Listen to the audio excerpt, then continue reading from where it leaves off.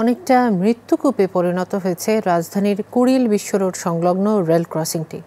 Gate ও guard না থাকায় হরহামেশাই ঘটছে দুর্ঘটনা। ট্রেনের নিচে কাটা পড়ছে মূল্যবান জীবন। মোয়াজ্জেম হোসেনের ক্যামেরায় নূর সিদ্দিকীর রিপোর্ট।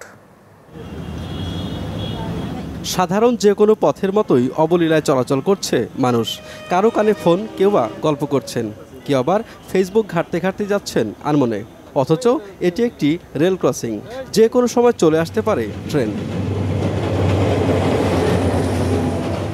এখানে ট্রেন আসে ঝড়ের বেগে, আর এই ঝড়ের নেই আগাম সতর্কবার্তা।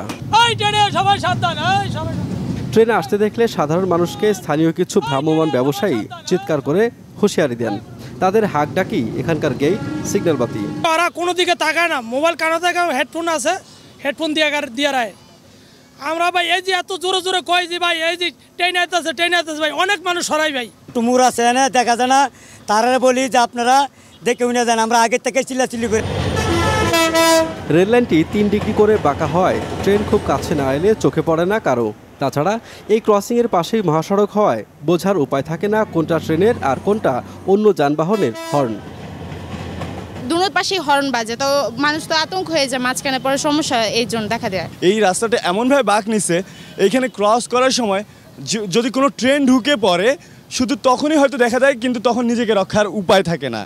গেল 27 জানুয়ারি এখানেই প্রাণ হারিয়েছেন রেলের কর্মচারী বাদল মিয়া। 2 শিশু সন্তানকে নিয়ে ক্রসিং পার হবার সময় ট্রেনের নিচে পড়তে যাচ্ছিলেন এক মা। তাদেরকে বাঁচাতে গিয়েই পড়েন রেল লাইনে। মাস দুয়েক আগেও এখানে নিহত হন এক ব্যাংকার। 3 মাসে এই দুজনের মৃত্যুর আগেও বহু মানুষ এখানে হতাহত হয়েছে বলে জানালেন স্থানীয়রা।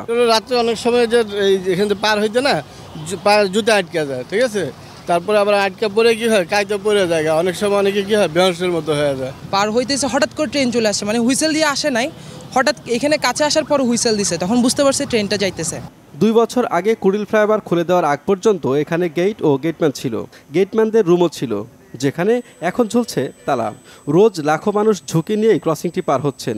এমন অবস্থায় গেট নির্মাণের সুপারিশ করা হয়েছে বলে জানান ঢাকা রেলওয়ে থানার ভারপ্রাপ্ত কর্মকর্তা। ট্রেন দুর্ঘটনা থেকে